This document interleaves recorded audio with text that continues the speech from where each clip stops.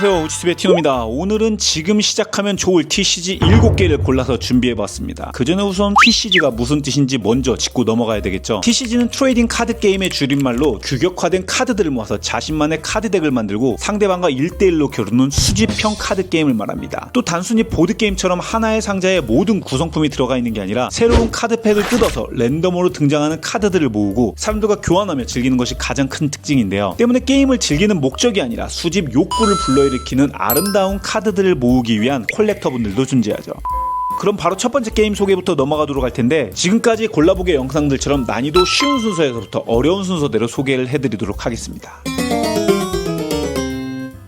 처음 소개할 게임은 입문 난이도만 놓고 보면 가장 추천하고 싶은 게임, 포켓몬 카드 게임입니다. 규칙도 직관적이고 전 세계에서 가장 많은 사람들이 즐기는 카드 게임 중 하나죠. 여타의 TCG 만화 시스템과는 다르게 포켓몬을 내려놓고 그 포켓몬에 직접 에너지 카드를 붙여서 기술을 사용하는 방식입니다. 배틀 영역에는 한 개의 포켓몬만 놓을 수 있고 속성 타입에 따라서 약점이라든지 저항력 같은 것도 존재합니다. 목표는 상대의 포켓몬 체력을 0으로 만들 때마다 시작 전에 맨 위에 깔아둔 프라이즈 카드 6장 중 한 장을 손패로 가져오게 되는데, 6장을 먼저 가져오면 승리하게 되고, 혹은 포켓몬이 기절했을 때 바로 등장할 포켓몬이 없는 경우에는 패배하게 됩니다. 아이들도 쉽게 즐길 수 있고 무엇보다도 한글판 버전으로 출시가 계속되고 있다는 것도 강점입니다. 더불어 규칙을 간소하여 5분 내로 즐길 수 있는 포켓몬 카드 게임 포켓으로도 언제 어디서든지 부담없이 입문할 수 있다는 것도 큰 장점이라고 할 수 있겠습니다.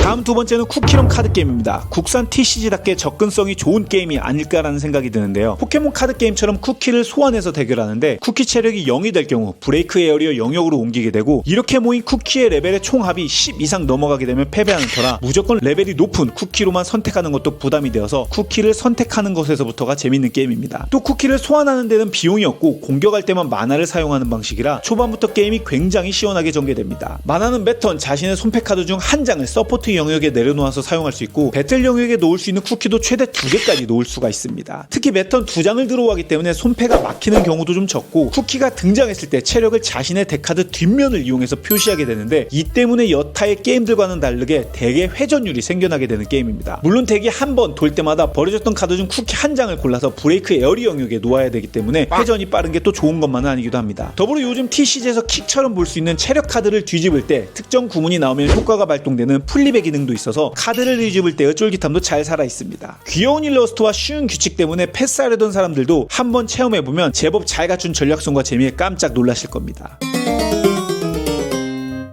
다음 세 번째로 소개할 게임은 바로 니벨 아레나 카드 게임입니다. 개인적으로 즐겼을 때 가장 신선한 국산 TCG 게임이 아닐까 싶었는데요. 니벨 아레나는 일본의 바이스 슈발츠처럼 유명한 서브컬처 IP들이 모여 대전하는 크로스오버 TCG입니다. 그래서 현재까지는 승리의 여신 니켈을 기점으로 에픽 세븐, 이터널 리턴, 브라운 더스트 2, 스텔라 블레이드, 그리고 가장 최근에는 블루 아카이브까지 합류하게 되었습니다. 이 라인업들을 들으셨을 때 느낌이 확 오셨겠지만, 전체적으로 귀여운 캐릭터 게임이라기보다는 매력적인 여성 캐릭터와 SF 판타지 세계관이 강점이라고 할 수 있고요. 일러스트 수위 때문에 15세 이상의 연령 제한이 걸려있기도 합니다. 그럼 그냥 일러스트 빨 게임 아니냐? 또 그건 절대 아닙니다. 니벨 아레나에서 가장 신선했던 점은 바로 만화 시스템인데요. 기존 카드 게임들처럼 만화를 따로 모으는 게 아니라 플레이어들이 덱을 갖출 때 선택한 리더가 매턴 시작 때마다 성장하면서 그 레벨의 수만큼 사용할 수 있는 카드가 늘어나고, 데미지를 입을 때에도 덱에서 카드를 가져와 자신의 구역에 피해 표시를 하게 되는데, 이 또한 내가 내려놓을 수 있는 카드의 코스트로 사용되므로 현재 내 캐릭터의 레벨과 지금까지 얻은 데 데미지의 총합만큼 만화로 사용할 수 있는 셈입니다. 또 세 곳의 전쟁터가 있는데 상대와 마주보는 위치에서만 전투를 하기 때문에 체스처럼 배치 전략도 중요합니다. 결국 캐릭터가 아닌 플레이어 자체를 공격해서 상대에게 10의 데미지를 넣으면 승리하는 게임이지만, 특정 레벨 시점이 되면 리더 카드를 뒤집어서 레벨업이 된다는 점, 그리고 데미지를 받을 때 덱에서 카드를 오픈해 가져올 때 카드의 트리거 표시가 뜨면 추가 데미지는 캔슬된다는 점들이 기존 TCG 문법과는 조금 다르면서 신선함을 주기도 했고, 오히려 그래서 더 배우기 쉽다는 느낌도 받았던 것 같습니다. 무엇보다 자신이 원하는 IP의 세계관으로 덱을 만들어서 다른 세계관의 덱과 대결하는 재미가 일품인 게임입니다.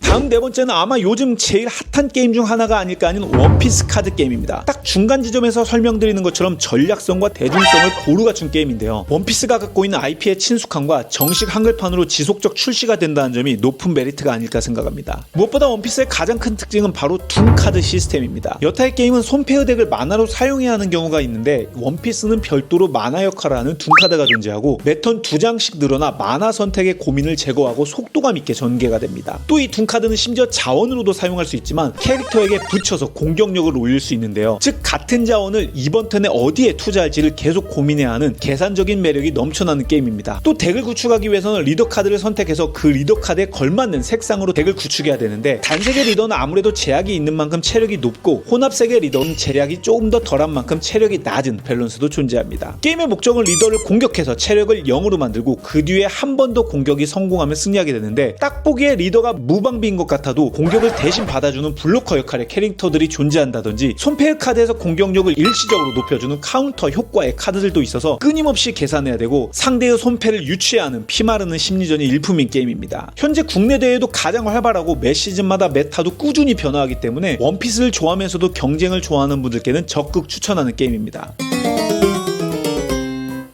다음으로 소개할 게임은 또 하나의 강력한 IP인 디즈니를 테마로 한 디즈니 로카나입니다. 분명 게임의 룰이라든지 익히는 방법은 앞서 소개한 원피스 게임보다는 조금 더 쉽지만 아직까지는 정식 한글판이 없이 영문판으로 즐겨야 한다는 압박 때문에 5번째로 소개하게 되었습니다. 이 게임은 앞서 소개한 게임들과는 달리 상대를 쓰러뜨리는 것이 아니라 승점이라고 할 수 있는 로어를 20점 모으면 즉시 승리하는데요. 이 로어를 모으기 위해서는 기본적으로 캐릭터들을 필드에 내려놓아야 됩니다. 캐릭터를 내려놓기 위해서는 해당하는 비용만큼의 마나가 필요한데 이 마나는 매 턴 한 장을 손패에서 내려놓을 수가 있습니다. 여기서 다른 게임들과의 가장 큰 차이점은 마나로 내려놓을 수 있는 카드와 못 내려놓는 카드가 나뉜다는 건데요. 기본적으로는 마나로 내려놓을 수 없는 카드가 좀 더 강력한 터라 덱을 구축할 때 고민이 생기는 지점이기도 합니다. 더불어 캐릭터마다 로어 포인트뿐만 아니라 공격력과 체력이 존재해서 캐릭터 간의 수치 대결을 통해 체력이 0이 되면 버려지게 되는데요. 바로 이 지점에서 로카나의 가장 큰 매력이 등장하는데 바로 사용한 캐릭터만 공격이 가능하다는 점입니다. 즉 로어 포인트를 얻거나 캐릭터를 사용하지 않고 가만히 세워둔다면 마법이나 스킬 외에 캐릭터로는 상대를 공격할 수 없다는 점이죠. 그래서 매턴 공격을 할 것인가 혹은 로어 포인트를 벌 것인가 하는 고민이 계속 이어지게 됩니다. 마지막 포인트는 디즈니답게 마법 역할을 하는 노래 카드가 존재하는데 마나를 사용하지 않고도 그 코스트에 걸맞는 캐릭터를 사용해서 무료로 사용할 수도 있기 때문에 다양한 전략적인 덱을 구축하는 재미가 넘쳐나는 게임입니다. 무엇보다 디즈니 IP를 좋아한다면 정말 추천하고 싶은 게임입니다.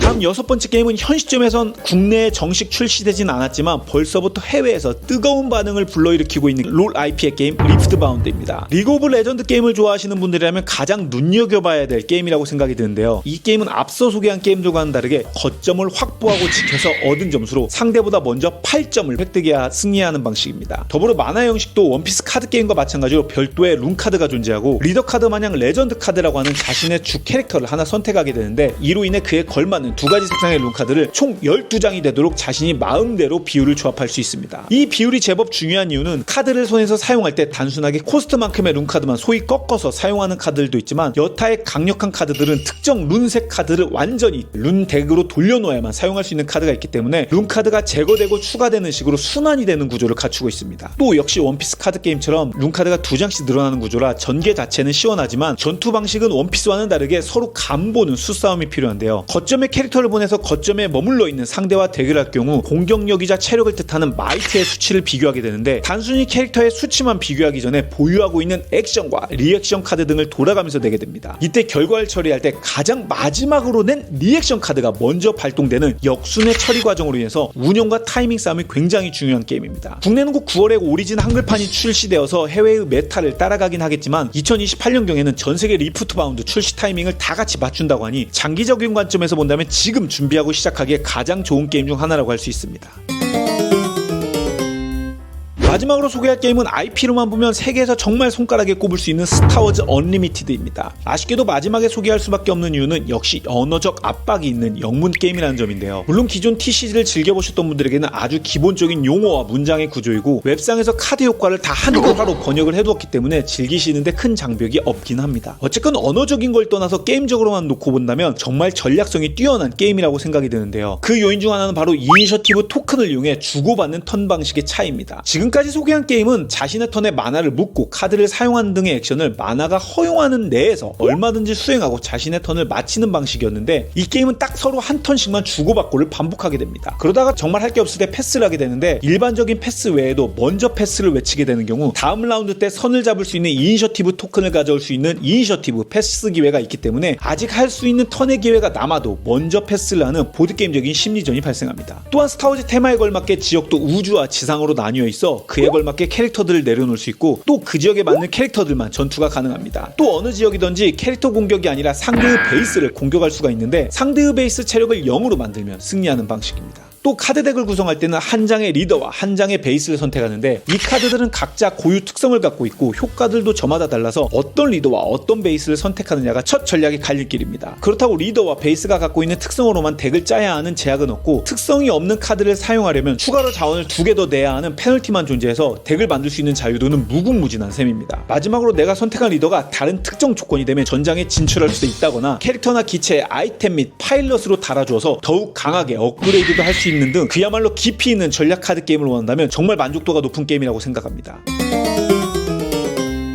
이상 7개의 TCG 게임들을 살펴보았는데요. 이외에도 당연히 여러분들이 알고 계신 몇 개의 게임들이 빠지긴 했습니다. 먼저 유이왕은 25년이 넘는 역사만큼이나 카드풀이 너무 방대하고 입문자가 처음 시작하기에는 진입장벽이 꽤 높은 편입니다. 그리고 또 매직 더 게더링 역시 세계 최초이자 최고의 TCG 중 하나이지만 이번 영상은 첫 TCG 추천 영상이기 때문에 국내에서 그래도 비교적 시작하기 쉬운 게임들 중심으로 선정을 했습니다. 그 외에도 건담 카드 게임이라든지 명탐정 코난 카드 게임들도 즐겨봤지만 아직 언어가 일본어 위주인터라 언어 장벽이 있고 플러시 앤 블러드 역시 정말 전략성도 높은 재미난 게임이지만 난이도가 살짝 높고 영어의 비중도 높은 게임이기 때문에 이번 입문 추천 게임에서는 제외하였습니다. 그럼에도 위의 게임들이 궁금하시다면 본 영상의 좋아요와 더불어서 우주TV의 구독과 알람 설정을 통해 응원을 해주신다면 앞으로 추가적인 TCG 영상을 만들 때 참고하도록 하겠습니다. 이상 7개의 게임들 중 여러분들은 어떤 게임을 시작하고 싶으셨나요? 혹은 지금 여러분들이 즐기고 있는 TCG 게임들이 있다면 댓글로 달아주세요. 그럼 전 또 다음에 재미난 게임 들고 돌아오도록 하겠습니다. 여러분 그때까지 모두 재미난 모드 라이프 즐기세요. 그럼 모두 안녕히 계세요.